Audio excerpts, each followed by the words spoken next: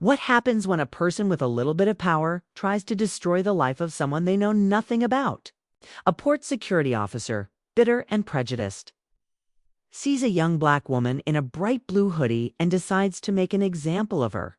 He rips her passport, stranding her, humiliating her, and telling her she is going nowhere. He did not know he was not talking to a student. He was talking to Amara King, the brand new CEO of the very cruise line that owned the terminal he was standing in. The karma that comes for him is not just swift. It is catastrophic. This is the story of how one woman's humiliation turned into an entire industry's reckoning. The Port of Miami was a cathedral of human anxiety. The colossal glass walls of Terminal 4 gleamed with the weak morning light.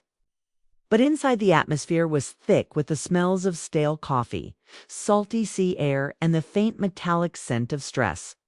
Thousands of people, a flowing river of baggage and bodies snaked through the security lines. A place where status evaporated, and everyone was reduced to their socks and their carry-on bags. Amara King kept her head down. Hood up, earbuds firmly in place, though no music was playing. She was listening to the weary parents shushing their children, the impatient tapping of a businessman's Italian loafers, the barked orders of the Port Security Administration. At 29, Amara was an anomaly. She was the newly minted and very secret CEO of Apex Cruise Lines, the primary carrier out of this terminal. She had gotten the job not through nepotism, but through a brutal, brilliant career in logistics and tech. She had redesigned the entire freight system for a global shipping giant, then revolutionized a tech company's supply chain. The Apex board, desperate for a 21st century mind, had hired her to save their sinking old guard cruise line. Today was her first unofficial day. She was not sailing on the luxury private yacht the company had offered. She was traveling in a standard interior stateroom on voyage 212 aboard the Oceanic Splendor to the Caribbean. She was wearing bright blue sweatpants, a nondescript bright blue hoodie, and a pair of worn-out sneakers. Her Toomey backpack, the only hint of her income, looked like a student's school bag. She wanted to see the cruise line from the bottom up. She wanted to know what the average passenger endured. She had no idea she was about to get exactly what she wished. For the line shuffled forward. Next. Next. The voice cut through the din. It belonged to Officer Greg Miller. He was a man in his late 40s who looked like his uniform had been shrunk-wrapped around a sack of discontent. His face was a permanent ruddy scowl, and his eyes, small and dark, scanned the crowd. Not for threats, but for targets. He had been with Port Security for 15 years, a career ceiling he had hit a decade ago. Every day was a new opportunity to exert the only power he had in the world. Amara watched him for a moment. He snapped at an elderly couple who did not understand his instructions about their medication. "Liquids in the bag, sir. Do you want to board the ship today or not?" Amara felt a familiar tightening in her stomach. It was the old, ugly feeling of anticipating a confrontation she did not want. She stepped forward, placing her backpack and shoes in a gray bin. She walked through the body scanner, hands up, and waited. "You," Miller barked, not at her, but in her general direction. "Over here, secondary screening." Amara sighed internally. Of course, it was always random. She stepped to the side, maintaining a neutral expression.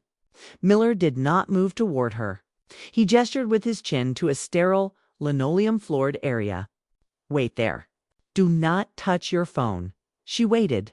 5 minutes passed. Her ship's boarding process would begin in 30 minutes. Miller and a younger, nervous-looking female officer chatted by the X-ray machine, ignoring her. Miller was laughing about something, deliberately letting her stew. Amara knew this was part of the performance. The power lay in the waiting. Finally, Miller ambled over, snapping his latex gloves with unnecessary force. "All right, let us see it." Passport. Amara unzipped her backpack, which he had gestured for, and handed him her official blue passport. Miller snatched it. He opened it and stared at the photo. The woman in the photo was Amara King, CEO. She wore a sharp navy blue blazer. Her natural hair was styled professionally, and her expression was one of confident, calm authority. He looked from the photo to the young woman in the hoodie. He looked at her face, her hair pulled back into a simple bun, her dark skin. He sneered. The disconnect was, in his mind, proof of a lie. Is this you? He asked, his voice dripping with disbelief. Yes, it is, Amara said, her voice even and low. It does not look like you, he said, flipping the passport dismissively. Where are you headed? The Caribbean. Business or pleasure? The question was standard, but his tone was accusatory. Business. He laughed, a short, ugly bark. Business in that? He gestured to her. Amara's patience, usually a deep, unshakable well, began to thin. My attire is not your concern, officer. Is there a problem with my documentation? Miller's eyes narrowed. He hated attitude. He hated it when these people, who he felt were beneath him, talked back like they were lawyers. There might be, he said, angling the passport under the harsh fluorescent light. This passport looks off. It was issued by the State Department 3 months ago, Amara said, her voice turning cold. It is perfectly valid. That is what they all say, Miller muttered. He ran his thumb over the edge of the laminated page, bending it back and forth. This laminate is peeling. A common sign of a counterfeit. Amara knew for a fact it was not peeling. He was making it peel. Officer. You are damaging my passport, she stated. It was not a request. It was a statement of fact. I am inspecting it, he retorted, his voice rising. The younger female officer looked over, worried. You people come in here with these fake IDs thinking you can just waltz through. Where did you really get this? I am an American citizen. That is my legal identification. Please hand it back to me. This was his moment. This was the precipice of his power. He saw her composure not as dignity, but as arrogance. He saw her youth and her race and her hoodie. And in his mind, she was a criminal. He had to teach her a lesson. He had to put her back in her place. You know, he said, leaning in, his voice dropping to a conspiratorial, menacing whisper. Destroying or altering a federal document is a serious offense, ma'am. We could detain you for this. You mean you could be detained for destroying it? Amara shot back, her fury finally breaking through. I know my rights. Call your supervisor. That was the trigger. The word supervisor. It was a challenge to his microscopic throne. You want to see a supervisor? Miller snarled. Fine. And with a sickening, deliberate motion, Greg Miller hooked his thumb under the corner of her passport's data page and ripped it. The sound was quiet, but in the sterile silence of the secondary screening area, it was as loud as a gunshot. A clean, tinged tear right through her photograph and the machine-readable code. The world stopped. The younger officer gasped and took a step back. Miller tossed the ruined document onto the metal table between them. The two halves of her face stared up at the ceiling. Looks like it was fake after all, he said, a triumphant, ugly smirk spreading across his face. It is damaged. You are not going anywhere today or anytime soon. Get her out of my line. Amara King stared at the two pieces of her identity. She looked up at Greg Miller. She said nothing. The absolute Arctic cold silence that emanated from her was more terrifying than any scream. He had just made the biggest mistake of his life. He just had no idea what it was going to cost him. The humiliation was immediate and public. Ma-em. You need to leave the secure area. The younger officer, whose name tag read Rivera, said, her voice trembling. She was clearly horrified, but more scared of Miller than of the passenger. He destroyed my property, Amara said, her voice dangerously quiet. She did not look at Rivera. Her eyes were locked on Miller, who was already turning away, wiping his hands on his trousers. As if he had just handled something filthy. Officer Miller, Amara's voice rang out, sharp as a diamond cutter. It stopped him cold. It stopped the passengers shuffling by. What is your badge number? Miller turned back, his face crimson with rage. He had one. Why was she still talking? You are done here. I told you the document is void. Now exit the checkpoint or I will have Port Police arrest you for trespassing. I am asking for your badge number, Amara repeated. Get her out. Miller yelled at Rivera. A port police officer, drawn by the shouting, began to approach. Amara knew she had lost this battle for now. To be arrested here would complicate things, draw media, and expose her identity before she was ready. She had to retreat to win the war. She carefully, deliberately picked up the 2 pieces of her ruined passport. She met Miller's gaze. He was still smirking. "You will regret this," she whispered. It was not a threat. It was a prophecy. Yeah. Tell it to your lawyer," he scoffed. Amara turned and walked with all the dignity she could muster, back out of the security line against the flow of oncoming passengers. She endured the stares, the whispers, the judgment. They saw a young black woman in sweats being ejected from port security. They filled in the blanks themselves. Troublemaker, criminal, druggie. She emerged back into the chaotic, non-secure side of Terminal 4. The Grand Hall, which had seemed so full of promise minutes before, now felt like a prison. She was stranded. Her ship was leaving. Her luggage, which she had checked earlier at the Apex counter, was on its way to the Caribbean without her. She found a quiet corner near a shuttered cafe, sank onto a hard plastic bench, and let the first wave of pure, unadulterated fury wash over her. It was not just the inconvenience. It was the violation, the deliberate, spiteful abuse of power, the smug look on his face as he tore her identity in 2. He had not just ripped her passport. He had, in his mind, ripped her apart. He had tried to tell her she was nothing, that she had no right to travel, no right to exist in his space. The fury lasted for 60 seconds. Then it solidified. It chilled, compressed, and hardened into something else. Resolve. Amara King had not become the youngest CEO of a Fortune 500 cruise line by being emotional. She had done it by being strategic. She pulled out her personal cell phone, not the company-issued one. She speed-dialed a number. It rang once. Elias Thorne, her chief of staff, was in a black car heading to Newark, expecting to pick her up in 5 hours. "Amara, is everything okay? You should not be calling me. You should be ... I am still at the port of Miami," Amara said, her voice flat. "What? Did you miss the ship? I can rebook you. Is there another ship departing at 10 a.m.? I can get you upgraded to ... I am not in the terminal, Elias. I am landside." A port security officer just ripped my passport in half. There was a dead, stunned silence on the other end of the line. What? Officer Greg Miller, Checkpoint Bravo, Terminal 4.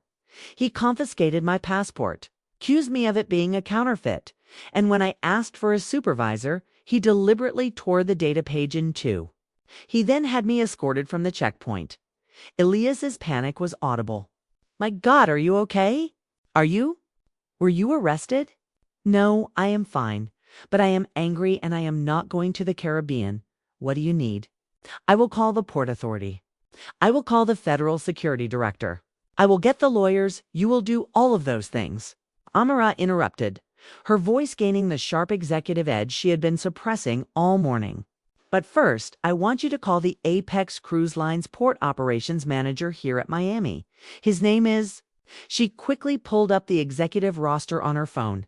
"Daniel Fletcher. Tell him the new CEO is in the food court by Checkpoint Bravo and requires an immediate escort to the Apex corporate offices in this terminal. Right, Fletcher?" "Got it.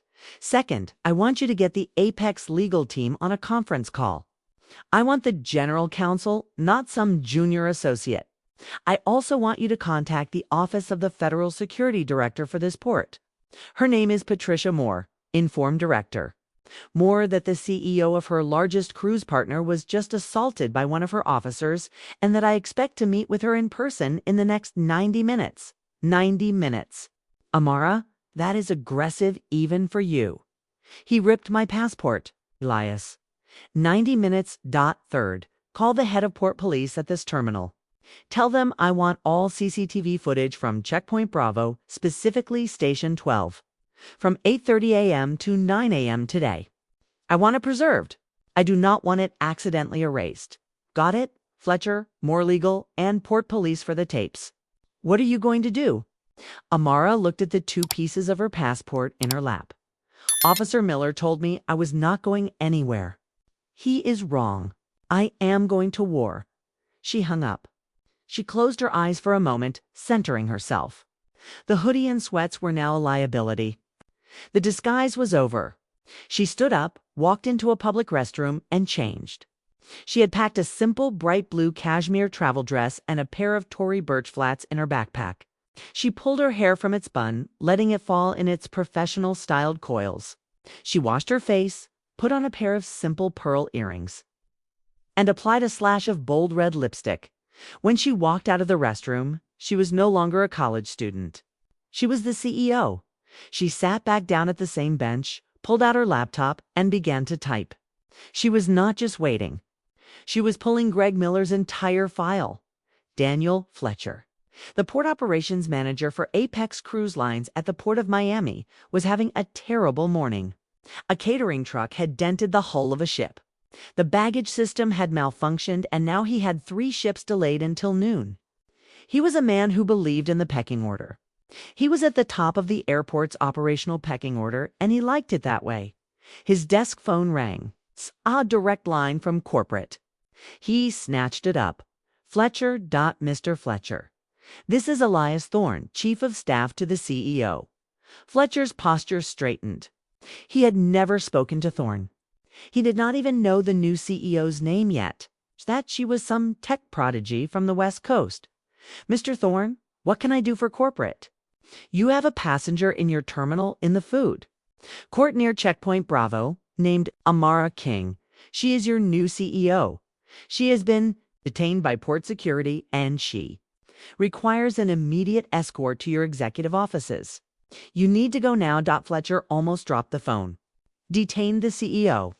But I thought she was arriving on the corporate yacht next week. Plans changed. Go now, Daniel. Find her. The line clicked dead. Fletcher's heart hammered. The CEO was here and she was detained.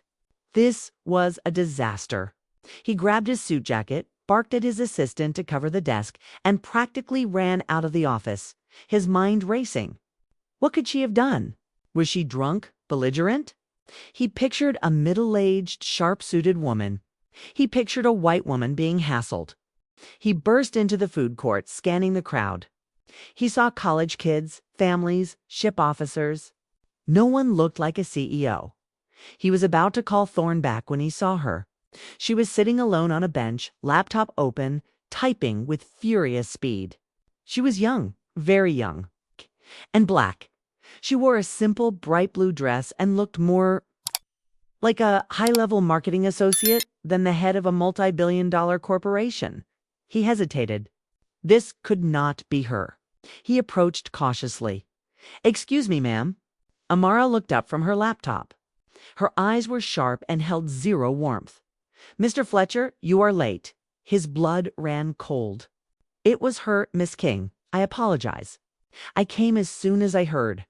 I am Daniel Fletcher. Please come with me. We will get you to the flagship lounge. I will get you a drink.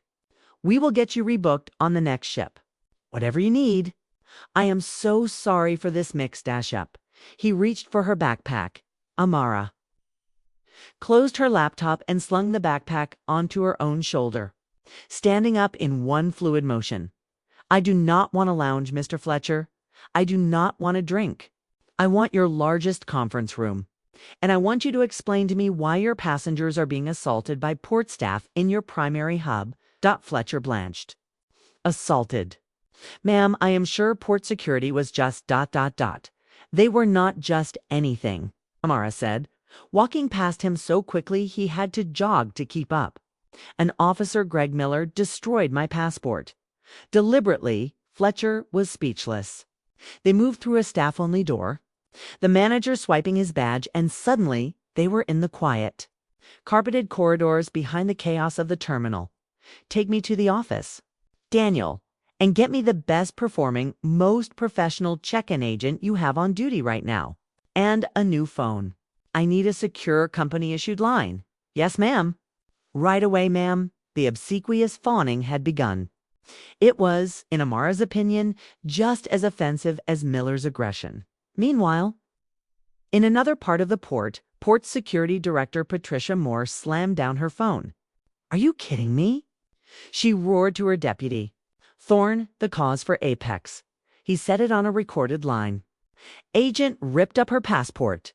The CEO's passport. Moore, a political appointee who navigated the bureaucracy of Washington with practiced ease, knew this was a code red situation. This was not some random tourist who could be silenced with a voucher and an apology form. This was the head of the cruise line that paid millions in landing fees to this port. This was a woman who had the personal cell numbers of senators. Get me Ortiz, the supervisor from Checkpoint Bravo. Now and find Greg Miller. Find him, get his badge, and put him in a holding room. Do not let him talk to anyone. And get the head of Port Police over here. We have a containment situation." Moore grabbed her blazer. She had to walk into the lion's den. She had to go see Ms. King. This was going to be the worst day of her career. Back at Checkpoint Bravo, Officer Rivera was pale and typing a report when Supervisor Ortiz ran up. "Where is Miller?" He went on his break. "Ma'am?" "To the cafeteria. Go get him now. Tell him Director Moore wants to see him. And you," she pointed to Rivera, "you are coming with me. You were a witness. You better tell me exactly what happened." Officer Miller was in the staff cafeteria, happily munching on a donut, bragging to two of his colleagues. "So, I just tore it," he was saying, laughing right in her stupid, arrogant face. "You should have seen her. You will regret this." He mimicked in a high-pitched, mocking voice. "Yeah? Okay. Regret what?" "Doing my job, Greg." "That is." "Man, you cannot do that." One of his colleagues, a veteran officer named Higgins, said, shaking his head. "Watch me," Miller said, taking another bite. "It was a fake. She was probably a mule. I did this port a favor. She is lucky I did not call the cops." Greg Miller, Officer Rivera, was at the cafeteria door, out of breath. "Supervisor Ortiz needs you. Director Moore wants to see you now." You are in big trouble." Miller's smile faded. The director, Moore never came down to the checkpoints. A cold knot of dread, the first one of the day, began to form in his stomach. "What? For what? That girl? Just come now." He slowly got to his feet, the half-eaten donuts suddenly tasting like ash. Fine, fine, what is the big deal? It is not like she is the damn Queen of England." The main conference room in the Apex Cruise Line's corporate suite was a glass-walled box overlooking the dock. It was designed to impress with a massive mahogany table, leather chairs, and a stunning view of 700-foot ships departing. Today, it was a war room. Amara sat at the head of the table. She had her new company-issued secure phone. A very nervous, very professional boarding agent named Maria was sitting at a laptop nearby, acting as her temporary assistant.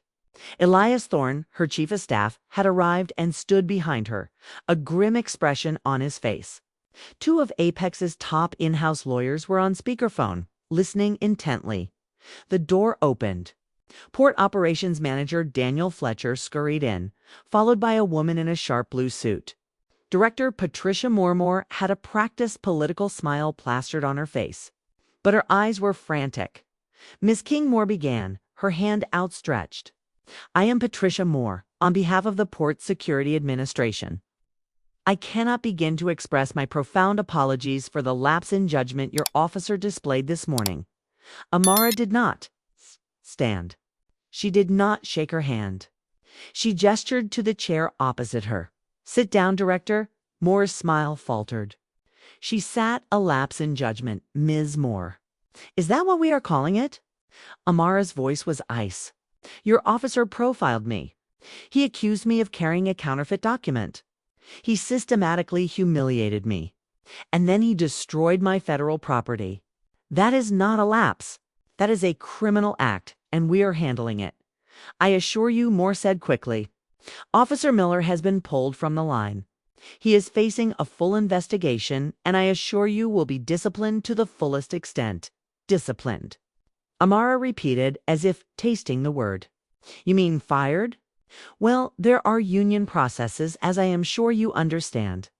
I understand that Apex Cruise Lines is your largest partner in this terminal. I understand that our lease renewal is next year. And I understand that right now my legal team is drawing up a lawsuit against the Port Security and the Port Authority. That will make your quarterly budget look like pocket change. So let us skip the process's speech. Moore swallowed. The air in the room was electric. What do you want, Miss King? Moore finally asked, dropping the political facade.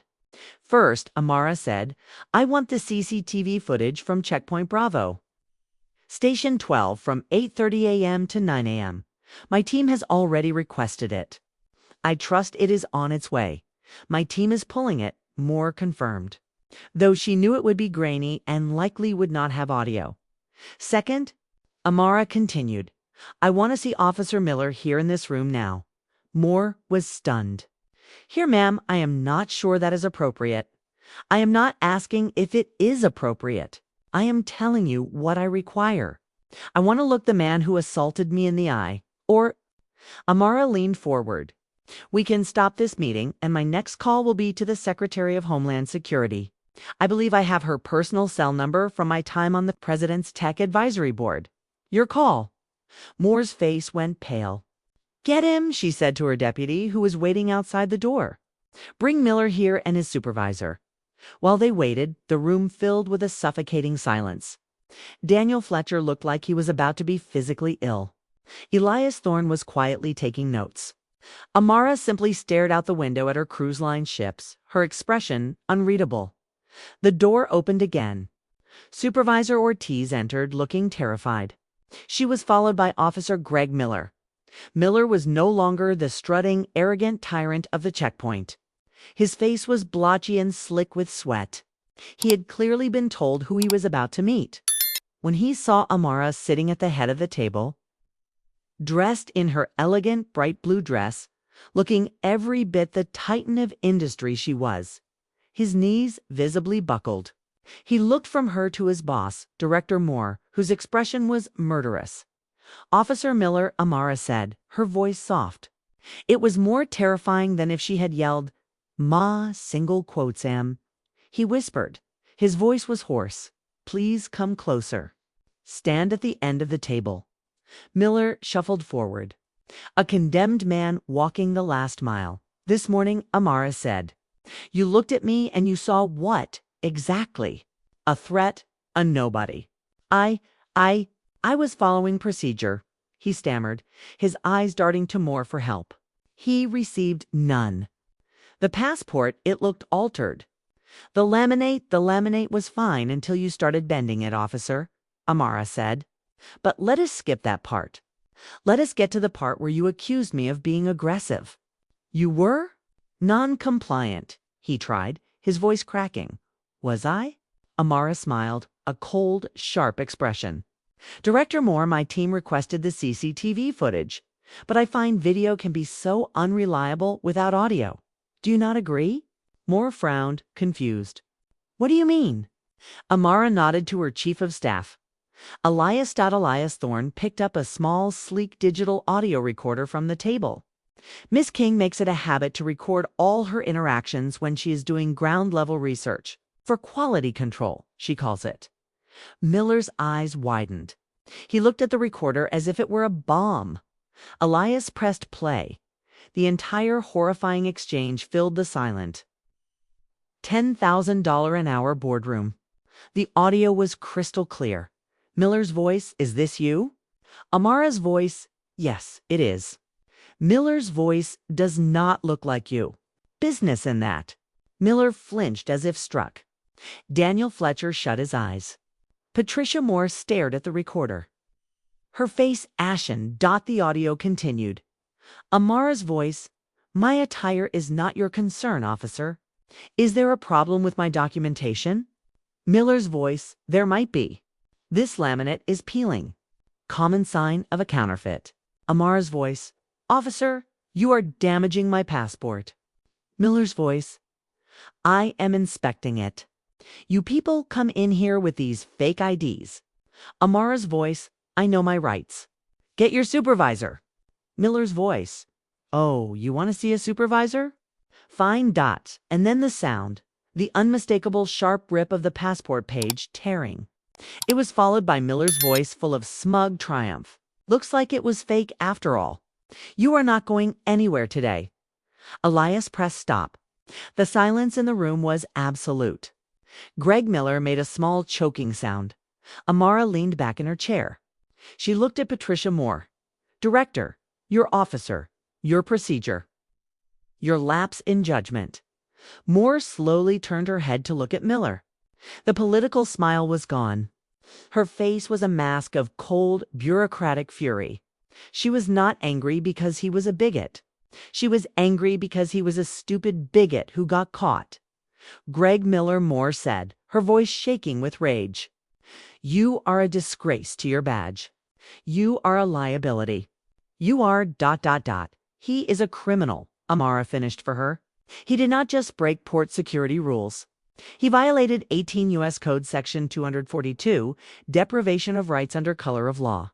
He used his government authority to deprive me of my rights, my property, and my freedom of movement based on my race and appearance. That carries a prison sentence. Miller began to weep. It was not a dignified, remorseful cry. It was the terrified, hiccuping sob of a bully who had just punched a hornet's nest. Please, please, ma'am. I have a family, a mortgage. I was having a bad day. A bad day. Amara stood up, and for the first time her voice rose, crackling with a power that shook the room. A bad day? Do you know how many bad days people who look like me have to endure at the hands of men like you? You did not just ruin my voyage. You tried to ruin my identity. You thought I was nobody. You thought I was garbage you could just throw away. You looked at me and you thought, I can get away with this. She walked around the table until she was standing right in front of him. He flinched. You are fired, Mr. Miller. That is the first thing. You will not be suspended. You will not be retrained. You will be terminated. Effective immediately. Yes, ma'am, Moore said, nodding quickly. Consider it done. No, Amara said, holding up a hand. You do not get to fire him. He is a federal employee. You get to start the proceedings. But I am not stopping there. She turned back to Miller. My legal team, the ones on that speakerphone, will be handing this audio recording along with a formal complaint to the U.S. Attorney's Office for the Eastern District of New York. I am not just having you fired. I am having you prosecuted. You wanted to teach me a lesson? Now I am going to teach you one.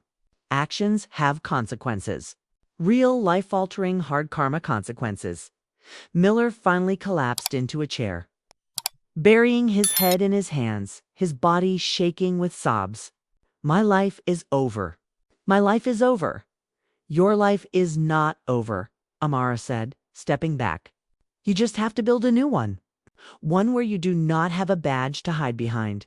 She looked at Supervisor Ortiz and Director Moore. Get him out of my boardroom. 2 port police officers, called by Moore's deputy, entered the room. They gently but firmly lifted Greg Miller by his elbows. I need his badge and his credentials. Now, Moore ordered, her voice sharp. Still sobbing, Miller fumbled with the clip on his belt. He handed his badge and his government ID to Supervisor Ortiz, who took them as if they were contaminated. Please? He whispered one last time, looking at Amara. Please, I am begging you. Amara just stared at him, her expression as unyielding as the granite foundation of the building. She had seen men like him before. Men who were lions when they had power and whimpering cowards when they faced consequences.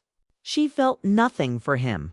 No pity, no sympathy, only the cold satisfaction of justice. The officers led him out of the room. The door clicked shut, leaving an echoing, heavy silence. Supervisor Ortiz was visibly shaking, tears in her eyes. Miss Kane, I am so sorry. I did not see it. He has always been a hard case, but I never ... Amara's demeanor softened, but only slightly. You are his supervisor, Ms. Ortiz. Your job is to know. You let a predator work your checkpoint. You failed. But she held up a hand as Ortiz began to apologize again. You also did not commit the act. You are a witness. You can either be a witness for him or a witness for me. I suggest you make the right choice when the U.S. attorney calls you. Ortiz nodded, wiping her eyes. Yes, ma'am. Of course. You can go, Amara said. Ortiz fled the room. Now only Patricia Moore and Daniel Fletcher remained. The two executives, the two people who were supposed to be in charge.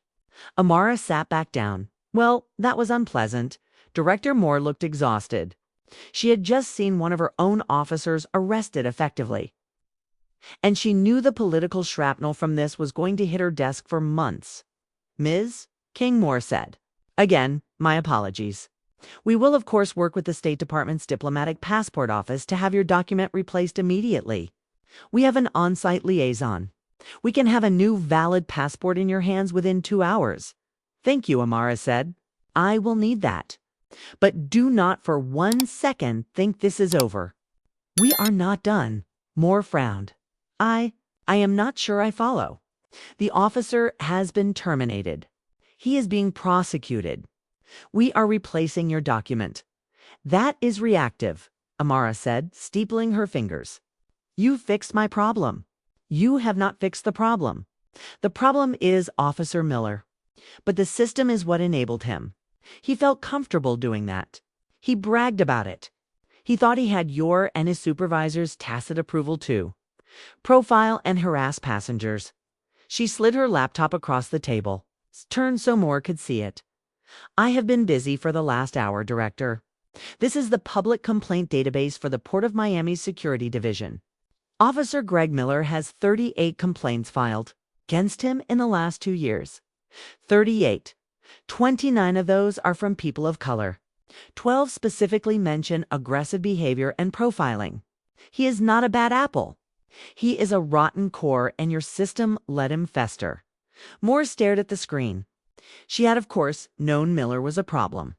But the data laid out like that was damning. I want a full audit, Amara demanded. Of all your officers at this port, I want an independent third-party review of every single profiling complaint from the last 3 years. And Apex Cruise Lines is going to pay for it. So you cannot claim you do not have the budget. An independent audit, Moore whispered. That was a bureaucratic nightmare, and Amara continued. Apex will also be funding and requiring a new mandatory quarterly implicit bias and de-escalation training program for your entire Miami staff. Not the 1-hour PowerPoint you currently use, a real one taught by experts in racial bias and psychology. My team will select the firm. This was an unprecedented overreach of a private company into a federal agency's operations. But Amara had her... She knew it. The threat of the lawsuit, the call to the secretary, the sheer horrifying optics of the audio recording. Moore was trapped. We can discuss the logistics of that, Moore said weakly. It was a surrender. Good. My chief of staff, Elias, will be in touch to discuss it. You should consider this a new binding term of our partnership at this port, Moore. Defeated nodded. Understood. If you will excuse me, I need to go and manage this. She stood up, her suit jacket suddenly looking too big for her, and left the room. Now Amara was alone with Daniel Fletcher. He had been silent for the entire meeting, a ghost in the corner. Amara turned her chair to face him. He looked like he was about to faint. Daniel, she said, her voice now calm, almost conversational. Miss King, I am... Do you know what my biggest problem is today, Daniel? It is not Miller. He is just a racist bully. It is not Moore.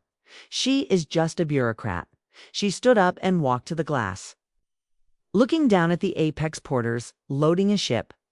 My biggest problem is you. Fletcher's head snapped up. Ma'am, I was stranded landside, humiliated, a passenger of your cruise line in your terminal. And where were you? Where was my team?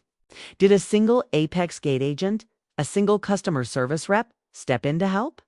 Did anyone see the confrontation and say, that is our passenger?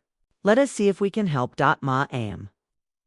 We usually do not interfere with port security. Do not give me that excuse, Amara said, turning. You did not know I was your CEO. You just saw a passenger and your entire team. Your entire system is designed to ignore that. You are so busy managing catering trucks and baggage belts that you have forgotten what we are selling. We are not selling staterooms. We are selling service. We are selling transport.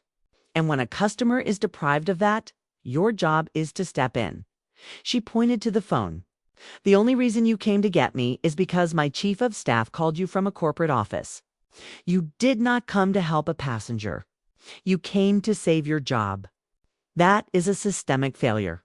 Your failure. Fletcher had no response. He knew she was right. I am not sailing to the Caribbean today, Amara said. I am staying here for a week. I am going to be in your break rooms, at your gates, and in your baggage claim. My review of this cruise line did not start in the boardroom. It started in the security line. And Daniel, you are starting with a very, very low score. Fletcher nodded, his face pale. Yes, ma'am. I understand. I will work to fix it. You had better, Amara said. Now send in Maria. I need to rebook my voyage and Daniel. Yes, ma'am. Get me a coffee black and find my luggage.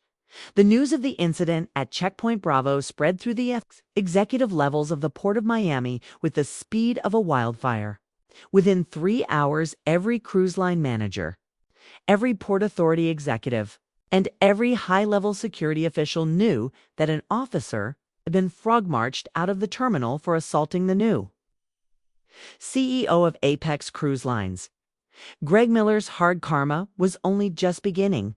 He was processed not by his friends, but by port police, who were taking their cues from a furious director Moore.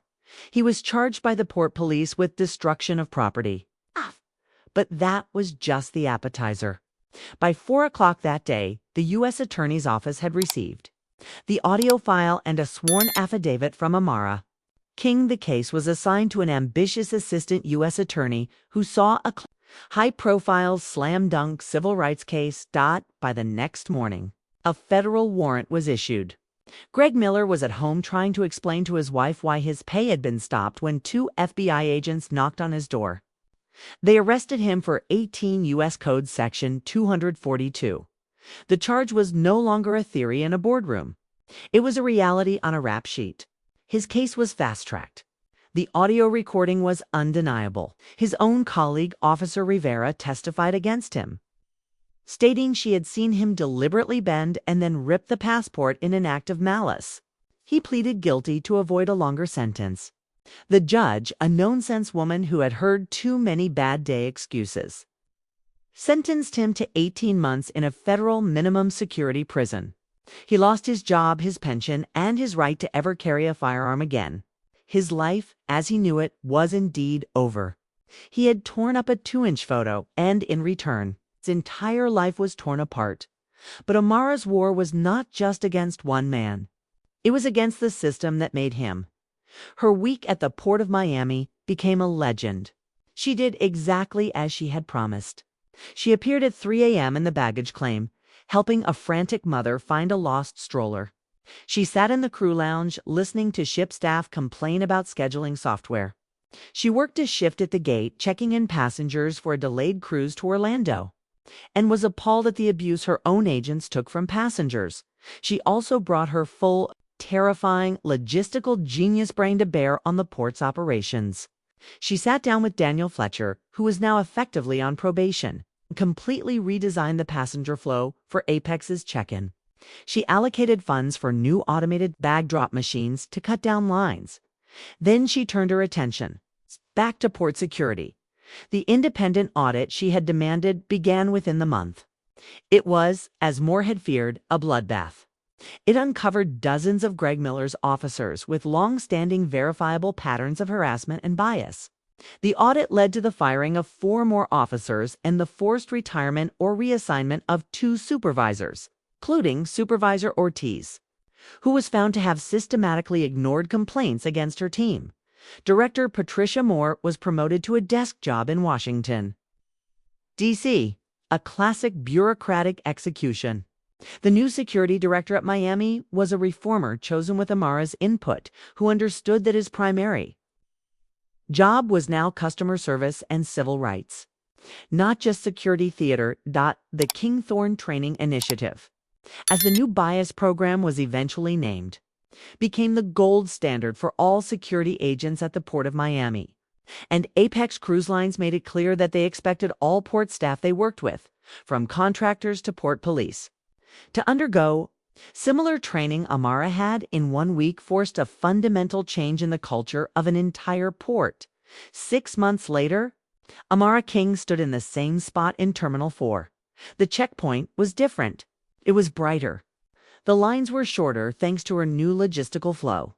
The agent seemed more professional, less militant. Her new passport, a diplomatic one which Elias had insisted on, was in her hand. She was sailing to the Caribbean again. She was still wearing a simple, comfortable travel outfit, though this time it was a tailored linen suit. She was not in disguise. Everyone knew exactly who she was. She stepped up to the podium. A new young officer looked at her, smiled, and said, "Good morning, Miss King. Sailing to the Caribbean today." "I am," Amara said, smiling back. "Great. Can I see your passport and ship card, please?" He scanned it. "Everything looks perfect. Have a wonderful voyage." It was simple, professional, respectful. It was normal. She collected her bags and walked toward the Apex Cruise Line Suite Lounge. Daniel Fletcher, pale, thinner, but still employed, met her at the entrance. He had, to Amara's surprise, taken her criticisms to heart and was genuinely trying to reform his station. "Miss King, welcome. Your ship is on time. The crew is ready. We have your preferred tea waiting for you." "Thank you, Daniel," she said. "How are the passenger complaint numbers this quarter?" "Down," he said with a flicker of real pride. "Down 40%. And our on-time departure rate is up 12% since we automated the bag drops." "Good," Amara said. "That is a start." She boarded her ship. As she settled into her first-class suite, she looked out the window. She saw the concrete, the ships, the scurrying workers. She had come to this port as a customer and been treated like a criminal. She was leaving it as its unofficial queen. She had faced down prejudice and power, and she had won. Not just for herself, but for the millions of passengers who just wanted to be treated with dignity. The hoodie was gone, but the memory remained. It was a reminder that you can never judge a person by their appearance, because you never know if you are trying to destroy a student or the one person who has the power to destroy you right back. A year had passed. The ballroom at the Washington, D.C. Grand Hyatt was silent, save for one voice. Every CEO of every major American cruise line was in the audience, alongside the Secretary of Homeland Security, the new head of the Transportation Security Administration, and dozens of senators and representatives. On stage, delivering the keynote address for the National Maritime and Transport Summit, was Amara King. And so we must accept a simple, unavoidable truth. Amara said, her voice calm and projecting through the vast room. "We are not in the business of logistics. We are not in the business of security. We are in the business of people. Our systems, our checkpoints, our gates, they are not barriers. They are the first handshake, the first welcome. And for too long, that handshake has felt like a fist." She paced the stage. No podium, no notes. She owned the room. When we give an individual a badge, we are not granting them power. We are entrusting them with a profound responsibility. The power to protect, yes, but also the power to humiliate. The power to respect, or the power to profile. For a decade, our industry has focused only on the what. What is in the bag? What is in the pocket? We forgot to train for the how. How do we speak to a nervous traveler? How do we de-escalate, not antagonize? How do we treat every single person, regardless of what they wear or where they come from, with baseline human dignity? In the front row, the new security director from Miami, a reformer named Kevin Park, took notes. In the back of the room, Patricia Moore, now in a diminished consulting role, stared at her lap. "The Miami Initiative, which we funded and implemented," Amara continued, "has seen a 60% Drop in formal passenger complaints and, interestingly, a 30% rise in officer reported job satisfaction because it turns out when you train people to be ambassadors instead of antagonists, everyone has a better day. She paused and the silence in the room was absolute. We have all heard the stories, she concluded. We have all seen the videos. We know the cost of failure. Today, I am proud to announce that Apex Cruise Lines is partnering with two of our largest competitors to fund the creation of a national passenger bill of rights, ensuring that the standards of respect and training we developed at Miami become the law of the land. Not just the policy of one terminal, the room exploded into a standing ovation.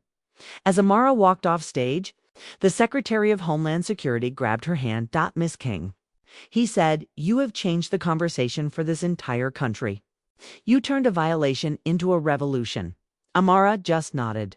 The work continues, Mr. Secretary, she thought, for a fleeting second of Greg Miller, a name she had not heard in months. He was, she knew, in a federal work release program. His life as an authority figure permanently deleted. His hard karma had been the catalyst. But this room, this national change, this was her victory. Thank you for listening to this story. What happened to Officer Miller is what we call hard karma, when the consequences perfectly fit the crime. He used his power to rip up a woman's identity. And in return, his own identity as an officer, a provider, and a free man was ripped up by the very system he thought he controlled. This story is a powerful reminder that prejudice and arrogance have a price. You never ever know who you are talking to. That person you underestimate, that person you decide to bully, might just be the one person holding the keys to your entire future. A moment of spite can lead to a lifetime of regret. What did you think of Miller's karma? Was it too much, or was it exactly what he deserved? Let me know your thoughts in the comments below. And if you love stories where arrogance is met with devastating consequences, please hit that like button, share this video with someone who needs to hear it, and be sure to subscribe to the channel for more true life drama. We have new stories coming out every day, and you do not want to miss what happens next. Thanks for watching.